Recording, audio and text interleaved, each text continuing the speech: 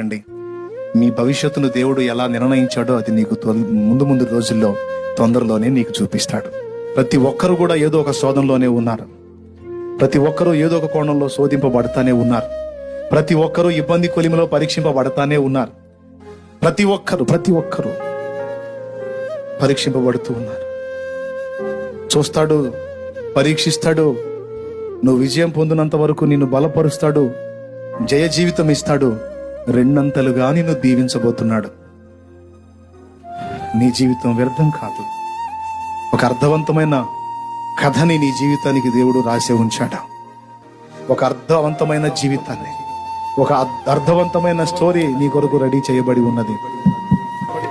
నువ్వు నలిగిపోతూ ఉన్నట్లయితే, ఇప్పటికే కొంతకాలంగా వేదన పడుతూ ఉన్నట్లయితే, ఇప్పటికే చితికిన స్థితిలో నీవు ఉన్నట్లయితే, నీ కన్నీరు తొడవబడే కాలం ఆసన్నమైంది.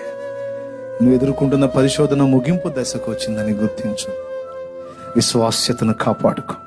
నమ్మకత్వాన్ని చెయ్యి జారిపోనీయకు. నమ్మకంగా ఉండు. ప్రభు అన్నాడు, మరణం వరకు నమ్మకంగా ఉండు, నేను నీకు జీవ కిరీటం ఇస్తానన్నాడు. కాబట్టి ఓర్చుకో, సహించు, సహనం కోరు, శక్తిని కోరు, ఓర్పును కోరు. దేవునికి అడుగు, మనోబలాన్ని ఇవ్వయ్యా, నాకు తట్టుకునే శక్తిని ఇవ్వని అడుగు. తప్పకుండా ఆ బలాన్ని నీకు ఇచ్చి నువ్వు ఎదుర్కొంటున్న ప్రతికూల పరిస్థితులన్నీ నీకు అనుకూలంగా మార్చి రెండంతలుగా దేవుడు నిన్ను దీవించబోతున్నాడు. నేను నమ్ముతున్నాను, నీవు కూడా నమ్మి ధైర్యం తెచ్చుకో. దేవుడు మనకు సహాయం చేయనుగా.